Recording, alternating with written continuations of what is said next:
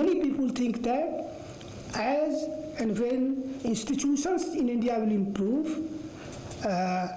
and women will get more educated, the labor force, the workforce participation will also include. But most important, future labor force, and this is a very important challenge, will be very different from the past labor force. They won't be uneducated, they will be largely semi-educated and educated, both men and women. They won't cherish job in agriculture, but non-agriculture, in peri-urban and urban areas. Already for the first time in India, we have seen decline, absolute decline in agricultural employment, and it is going to accelerate further. As such, creating good jobs for such a huge number will be a very important and daunting challenge. Managing migration and urbanization and associated pains and displacement would be enormous.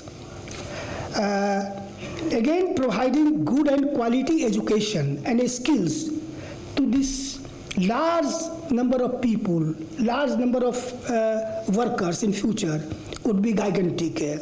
At the same time, with the fast changing pace of globalization, there will be the daunting challenge of institutional innovations for labor markets and employment relations. With the rise of new kinds of job creators such as Flipkart and several new such commerce firms, again also transport companies like Uber, the trends of part-time job, temporary, working from home, either voluntary or involuntary, is going to be accentuated and accelerated. Many of the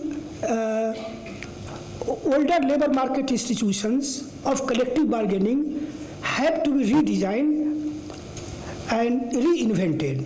The role of state and labor will not decline, but will be different, more complex, and hence there will be need of more analysis, more data, more monitoring, good and quality regulation, so as to facilitate the creation of good jobs and also good functioning labor market in the country. India is committed to job security, wage security, and social security for each and every worker. We believe that poverty eradication and job creation are primary targets in order to achieve inclusive growth, as also prescribed in the United Nations framework. Government of India is working with a vision to have an environment which is conducive for inclusive growth and development of the country. We are bringing governance reforms, working on processes for ease of doing business. At the same time, we are working on legislative reforms. We are committed to social security. Two major initiatives of the Ministry of Labour in increasing the outreach and effective delivery of social security to workers are UIN, that is Universal Account Network, which has already reached all 5.5 crore workers in the organized sector, and the smart card proposed for the organized workers on the same lines. We, in the meantime, have also lowered the threshold for EPF to 10 workers from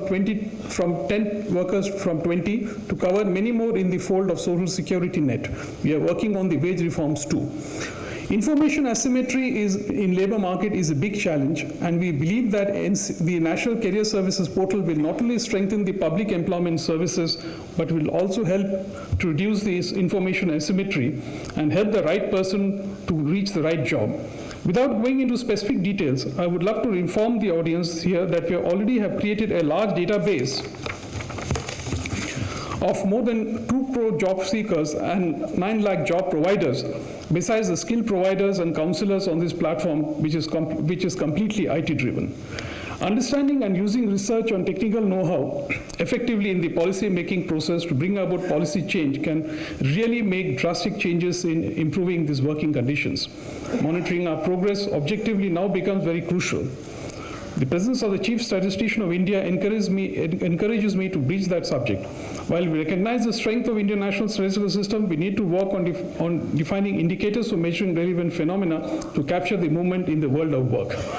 In this changing world, the responsibility of all of us has increased. The post-2015 Sustainable Development Goals have defined for us a vision for a world based on principles of social justice.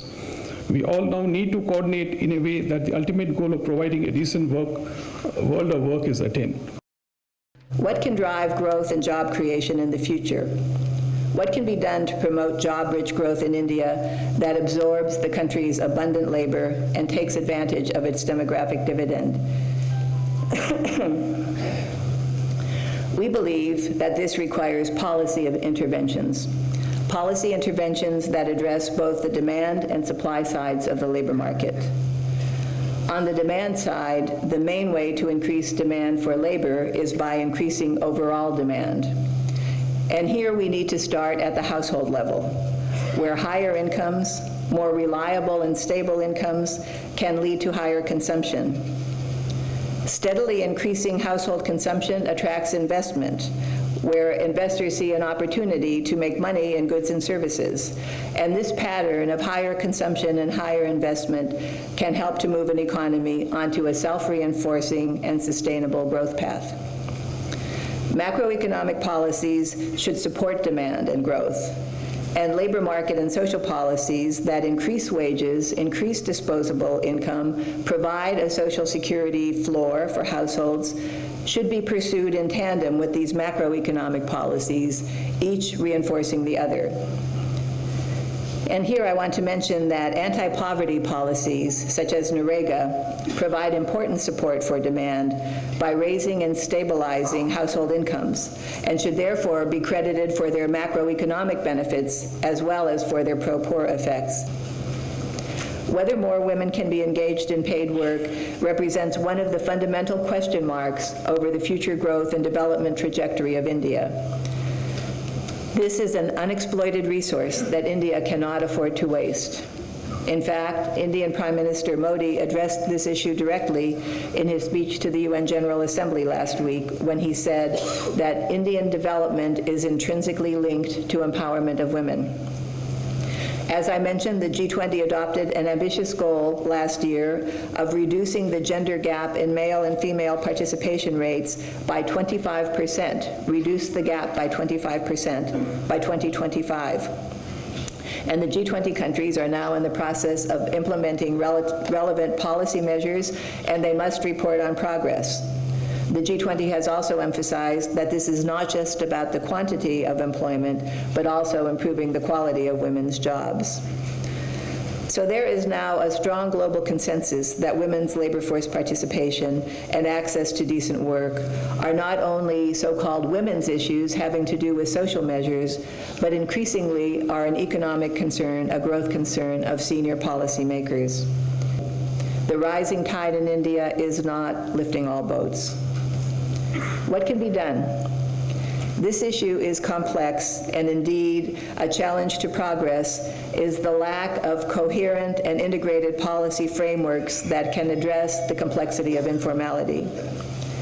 Now, thanks to recent efforts, a useful framework is available to guide policy development.